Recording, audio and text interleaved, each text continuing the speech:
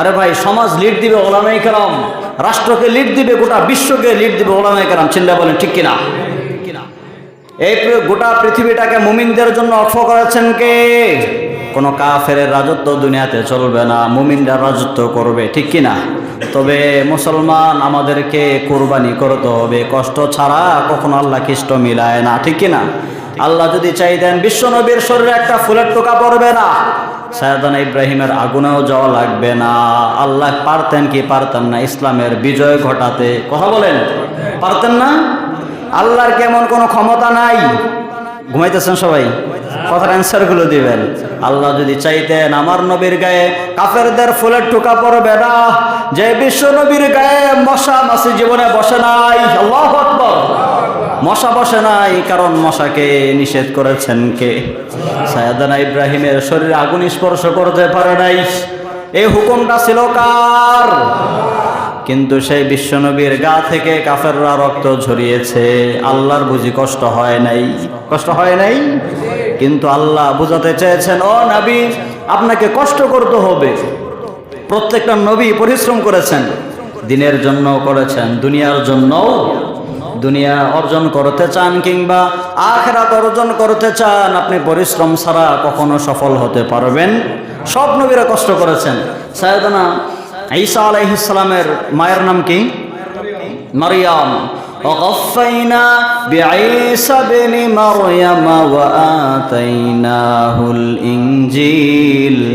ঈসা ইবনে মারইয়াম তিনিও ছিলেন একজন নবী। চিল্লায়া বলেন ঠিক কিনা? ঈসা আলাইহিস সালামের মা গর্ভবতী হয়ে গিয়েছেন, সমাজের মধ্যে বিশৃঙ্খলা তৈরি হয়ে গেল, বাবা ছাড়া সন্তান আসলো কেমনে? লম্বা ইতিহাস। তিনি জঙ্গলের দিকে রওনা হয়ে গেলেন। জঙ্গলে রওনা যেতে যেতে উনি খেজুর গাছের নিচে বসে পড়লেন। হয়রান হয়ে গিয়েছেন, অনেক ক্ষুধা লেগে গিয়েছে। উনি তখন আল্লাহর কাছে ফরিয়াদ করলেন, ইয়া আল্লাহ, তোমার সব পরীক্ষা আমি প্রস্তুত, সব পরীক্ষাগুলো হাসি খুশিতে দিতে প্রস্তুত রয়েছি, তবে ক্ষুধায় সহ্য করতে পারি না। আল্লাহ বললেন, ওই যে দেখো, ওই পাঠিয়ে দিলেন তোমার পাশে খেজুর গাছ, খেজুরের পাতার মধ্যে তুমি শক্ত করে ঝাঁকুনি দাও, উপর থেকে খেজুর ফালিয়ে দিবেন কে? আল্লাহ কি পারতেন না হাতের ঝাঁকুনি ছাড়া খেজুর ফালাতে? কথা বলেন, পারতেন কি পারতেন না? আল্লাহ এখানেও শিক্ষা দিলেন, পরিশ্রম ছাড়া সামান্য কোনো খাদ্যর আশাও তুমি করো না। চিল্লায় বলেন ঠিক কিনা? প্রত্যেকটা নবী ছিলেন পারিশ্রমিক, ওনারা পরিশ্রম করতেন। ইসলাম আমাদেরকে এটাই শিক্ষা দিয়েছেন, আপনি দুনিয়া অর্জন করবেন, আখিরাত অর্জন করবেন, পরিশ্রম ছাড়া আপনি পাবেন অসম্ভব। এজন্য ইসলামের বিজয় আশা লাগলে বেলালের প্রয়োজন আছে। বেলালের মতো কোরবানির দরকার আছে না নাই? এজন্য ওলামায়ে কেরামদের জেলখানায় না গেলে হয়তো ভাই সুন্দর পরিবেশের দেশ আমরা পেতাম না। বেলালকে যদি উত্তপ্ত বালুর মধ্যে না শোয়ানো হতো, ইসলামের বিজয় হতো না। সুমাইয়া রাদিয়াল্লাহু তাআলা আনহার লজ্জাস্থানের মধ্যে সেই বল্লম না ঢুকিয়ে তাকে হত্যা না করলে ইসলামের বিজয় কখনো আসতো না। ইসলামের বিজয়ের জন্য যেমন উমর লাগে, ইসলামের বিজয়ের জন্য বেলাল সুমাইয়াও লাগে। চিল্লায় বলেন ঠিক কিনা? এজন্য জেলখানায় ওলামায়ে কেরাম, আমরা দেখি ওলামায়ে কেরাম তো মাঠে নাই, এরা তো জেলখানায়, এদের কি অবদান? আল্লাহর কসম, যারা জেলখানায় গিয়েছে তারাই হচ্ছে ইসলামের বিজয়ের বড় অবদান, তারাই বড় অবদান রেখেছে। কারণ আল্লাহ আগে কোরবানি নিবেন, বান্দার কোরবানি কে চায়? প্রত্যেকটা নবী কোরবানি দিয়েছেন, সব নবীরা মার খেয়েছেন, অথচ নবীদের ক্ষমতা বেশি দিয়েছিলেন কে? সব নবীরা ছিল শক্তিশালী। বিশ্বনবী আবু জাহেলের ধরে যদি একটা আসার দিতেন, দ্বিতীয়বার বিশ্বনবীর ব্যাপারে কথা বলার সাহস আবু জাহেল পেত না। কিন্তু গায়ের জোর বিশ্বনবী কখনো দেখেন নাই। সব নবীরা মার খেয়েছেন, শুধুমাত্র দুইজন নবী ব্যতীত। জোরে বলেন কতজন? একজন সাইয়েদানা সুলাইমান, দ্বিতীয়জন হলেন আদম আলাইহিস সালাম। এই দুইজন নবী ছাড়া সব নবীদেরকে মার খেতে হয়েছে। ইউসুফ আলাইহিস সালাম ছিলেন বাদশা, গোটা পৃথিবীর বাদশা, ওনাকে আল্লাহ তাআলা জনগণের মার খাওয়াইয়েছেন। বিশ্ব নবীও জেল কেটেছেন 3 বছর। সাইয়েদানা ইউসুফ আলাইহিস সালাম 10 বছর জেল কেটেছেন। এজন্য সব নবীদের কোরবানি আছে না নাই? যত কঠিন পরীক্ষা হবে তত ফলাফলটাও তত বড় হবে। চিল্লায়া বলেন ঠিক কিনা? আজর ধর্মমন্ত্রী ছিল নমরুদের। নমরুদ তো স্বপ্ন দেখে হতাশ হয়ে গেলেন, কারণ কাফেরদের মনের মধ্যে ভয় কাজ করে বেশি। কারণ আপনি দেখবেন সাইয়েদানা মুসা আলাইহিস সালামের ক্ষেত্রে এমন হয়েছিল, ফেরাউন যখন দেখতে পারলো, স্বপ্ন দেখতে পেল যে একজন এমন শিশু আসবে যে শিশু আর রাজত্ব থেকে তছনছ করে ফেলবে। এখন যদি ফেরাউন যদি আসলে বাপের বেটা হয়ে থাকে, তার কি বলা উচিত ছিল যে শিশু আমার সাথে ঝগড়া করে রাজত্ব তছনছ করে ফেলবে, আমি তো এত বড় খোদা না রব্বুকুমুল আলা, আমি তো সব রবের রব, তাহলে সে বাচ্চাটা আসুক না, মাঠে ময়দানে খেলা হবে। চিল্লা বলেন ঠিক কিনা? এটা বলা উচিত ছিল না? কিন্তু সে কি করলো? সে শিশুর বিরুদ্ধেই লাগা আরম্ভ করে দিল, সব শিশুদেরকে হত্যা করে ফেলেছে। তাও কে পেরেছিল? কথা বলেন। তার মানে বাতিলদের একটি দুর্বলতা হচ্ছে এরা হককে বড্ড ভয় পায়। তুই শিশুকে ভয় পাস কেন? তুই না রব্বুকুমুল আলা, তুই না সব রবের রব? এ মুসার তো জন্মই হয় নাই, বাচ্চা শিশু, তাকে তুই ভয় পাস কেন? ঠিক কিনা বলেন? আবার নমরুদ্দা সাইয়েদানা ইব্রাহিম ভয় পায়, জন্মের আগেই ভয় ঢুকিয়েছে কে? এ তো জন্মই নেয় নাই, বাচ্চা, একেই ভয় পায়। যেমন সরকার হয়েও একজন ওলামায়ে কেরামের হুঙ্কারকে ভয় পেয়েছে, ঠিক কিনা? বিগত সরকার ছিল মূর্তির পক্ষে, ঠিক কিনা? হিন্দুদের পূজায় অবদান ছিল, কোন মসজিদ মাদ্রাসা এক টাকাও পায় নাই। কথা বলেন না কেন? পায় নাই। একজন আলেম যদি হুঙ্কার দিত, তারে জেলখানায় কেন বন্দি করলা? তুমি তার সাথে লড়ো, তুমি প্রেসিডেন্ট, সে একজন সাধারণ জনগণ। এই ভয়টা ঢুকিয়েছে কে? আল্লামা সাঈদীকে আমরা হারিয়েছি, তার মৃত্যুর পরেও পুলিশ দিয়ে তার কবরটা পর্যন্ত পাহারা দিয়েছে, কারণ মৃত হয়ে গিয়েছে, তারপরেও তাকে ভয় পায়, ঠিক কিনা? আর এক সাঈদী মাইকে 10 লক্ষ 20 লক্ষ মানুষ নিয়ে হুঙ্কার দিয়ে কি করতে পারবে? তুমি তো 18 কোটি মানুষের তুমি প্রেসিডেন্ট, তো একজন জনগণের কথায় ভয় কিসের? এটাই হচ্ছে হক এবং বাতিলের পার্থক্য। হকের আওয়াজ যখন আসে, বাতিলের অম্বন তৈরি করে দেয় একজন, তিনি কে? যখন এরকম দেখলেন, স্বপ্ন দেখলেন, রাজত্ব সব তছনছ করে ফেললো, তিনি মশওয়ারায় বসে গেলেন, পরামর্শ বসে গেলেন, কি করা যায়। সব জ্যোতিষী গণকদেরকে ডাকা হলো। তারা বলল এমন একজন শিশু আসবে আগামী 6 মাসের মধ্যে। জোরে বলেন কয় মাস? কথার অ্যান্সার দিবেন সকলেই। কয় মাস? আরো জোরে বলেন কত মাস? পরিশ্রম কি একাই করাবেন নাকি? হ্যাঁ, এত সোজা? আপনাদের পরিশ্রম করতে হবে, ঠিক কিনা? নাকি বলেন একা একা কষ্ট করাবেন? তো আগামী 6 মাসের মধ্যে এমন একটা শিশু জন্মাবে, যে শিশু যেরকম আপনি স্বপ্ন দেখেছেন একটি তারা এসেছিল, ওই তারার মতো সব তছনছ করে ফেলবে। উনি সিদ্ধান্ত নিলেন আগামী 6 মাসে কোনো স্বামী তার স্ত্রীর কাছে যেতে পারবে না। আইন পাশ করে ফেললেন, কেউ যেতে পারবে না। যদি দেখা যায় কেউ গিয়েছে, তাহলে তার জন্য বিচার আছে না নাই? সে ছিল জালেম বাদশা, গোটা পৃথিবীব্যাপী শাসন করেছে এরকম 4 জন বাদশা। জোরে বলেন কতজন? মুসলমানদের মধ্যে 2 জন, কাফেরদের মধ্যে 2 জন। মুসলমানদের একজন ছিল সাইয়েদানা ইউসুফ আলাইহিস সালাম, সাইয়েদানা সুলাইমান আলাইহিস সালাম, সরি কোন নবী? সুলাইমান আলাইহিস সালাম। আর একজন হচ্ছে বাদশা জুলকারনাইন, কি নাম? আবার কাফেরদের মধ্যে 2 জন, একজন বখতে নসর, 2 নাম্বার হলো এই নমরুদ। গোটা পৃথিবীর বাদশা, এরকম রাজত্ব আর কেউ করতে পারে নাই। সাইয়েদানা ওমর ছিল অর্ধ জাহানের খলিফা, গোটা বিশ্বের না। আর বিশ্বনবী যখন খলিফা হয়েছেন, উনি তখন গোটা পৃথিবীটাকে আয়ত্ত করতে পারেন, কিন্তু এই 4 জন গোটা পৃথিবী রাজত্ব করেছেন। তো এই নমরুদ অন্তরের মধ্যে ভয় ঢুকিয়েছে কে? উনি আইন পাশ করলেন 6 মাসের মধ্যে কোনো স্বামী স্ত্রী একত্রিত হতে পারবে না, এবং নিজেও একত্রিত হয় না। 6 মাসের জন্য বাহিরে সফরে বের হয়ে গেলেন। ধর্মমন্ত্রী আজরকে নিয়ে গেলেন।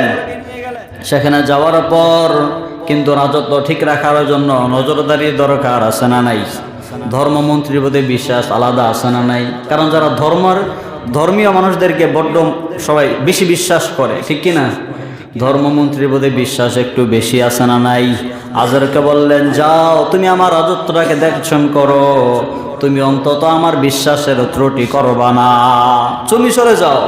উনি যাওয়ার পর স্ত্রীর কথা মনে পড়েছে, তিনি চলে গেলেন। কারণ কোনো কাফেরের আন্ডারে বিশ্বস্ত কোনো লোক থাকতে, তুই বেটা আল্লাহর সাথে বেঈমানি করবি, তোর সাথে মানুষ বেঈমানি করবে না, এটা হতেই পারে না। যত বাটপারদের চালাপালা সব বাটপার ছিল। চিল্লায় বলেন ঠিক কিনা? কোনো কাফেরের অধীনে কোনো বিশ্বস্ত লোক থাকতে পারে না। উনি চলে গেলেন। চলে যাওয়ার পর আল্লাহ তাআলা সাইয়েদনা ইব্রাহিমকে গর্ভে দান করলেন। যখন বুঝতে পারলেন 4 মাস হয়ে গিয়েছে, বিবি জানালেন পেটে তো বাচ্চা চলে এসেছে। আজর বললেন উপায় নাই, জলদি করে যাও, পাহাড়ে গিয়ে বাচ্চাটা প্রসব করে ফেলে আসো। নমরুদ জানতে পারলে আমার উপায় নাই, তোমাকেও মেরে ফেলবে। ঠিক কিনা? উপায় নেই তো, যাও তুমি চলে যাও। বিবি বললেন ঠিক আছে, আমার বাচ্চার ব্যবস্থা আমি করব, আপনার টেনশনের কিছু নাই। তিনি চলে গেলেন পাহাড়ে। পাহাড়ে গিয়ে একটি গর্তের মধ্যে প্রসব করলেন। সেখানেই থাকলে লাগলেন, সেখানেই গোপনে বড় হতে লাগলেন। যখন 6 মাস হয়ে গিয়েছে, বাচ্চাটাকে দেখতে মনে হয় 1 বছরে। সুবহানাল্লাহ পড়েন। কারণ নবীদের আকৃতি অনেক বেশি বেড়ে যেত, কারণ সব নবীরা ছিল অনেক সুঠাম দেহের অধিকারী, তাদের শরীরে ভাবসাবি ছিল অন্যরকম। এটা আল্লাহ তাআলার পক্ষ থেকে তাদের জন্য একটি দয়া অনুগ্রহ। চিল্লায় বলেন ঠিক কিনা? যখন 6 মাস, তখন দেখা যায় 1 বছরের বাচ্চা। তারপর উনি ভাবলেন না, স্ত্রী যখন মোটামুটি বাচ্চাটা বড় হয়ে গিয়েছে, স্ত্রী স্বামীকে ডেকে সেখানে নিয়ে গেলেন, আপনার জন্য সারপ্রাইজ আছে। সেখানে যাওয়ার পর যখন বাচ্চাটাকে দেখলেন, আজর বলে এত সুন্দর ফুটফুটে বাচ্চাটা কার? উনি বললেন এটা আপনারই ছেলে। সুবহানাল্লাহ পড়েন। উনি বললেন আমার এই ছেলের উপরে একটা ফুলের টুকাও আমি দিতে দিব না, আমি এখন এই সন্তানটাকে প্রকাশ করব না। আরো কিছুদিন যাক, 1 বছর হয়ে যাওয়ার পর দেখতে লাগে 2 বছর। এখন তো বের করাই যায়। ঠিক কিনা? কারণ নমরুদ ধরতে পারবে না এটা কত বছরের বাচ্চা।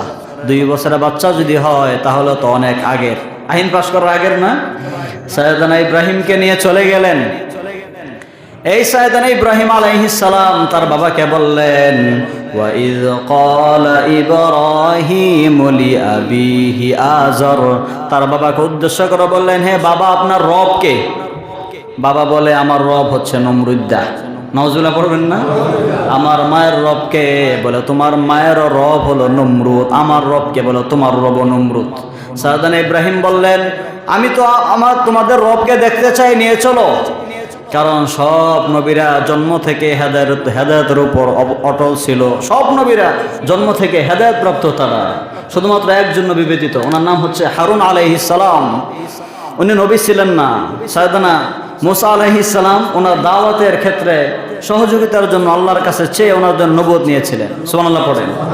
আর তাছাড়া সব নবীরা জন্মগত হেদায়েত প্রাপ্ত ছিল। ঠিক কিনা? সাইয়েদনা ইব্রাহিম বললেন চলো, আমি দেখতে চাই তোমার রবকে।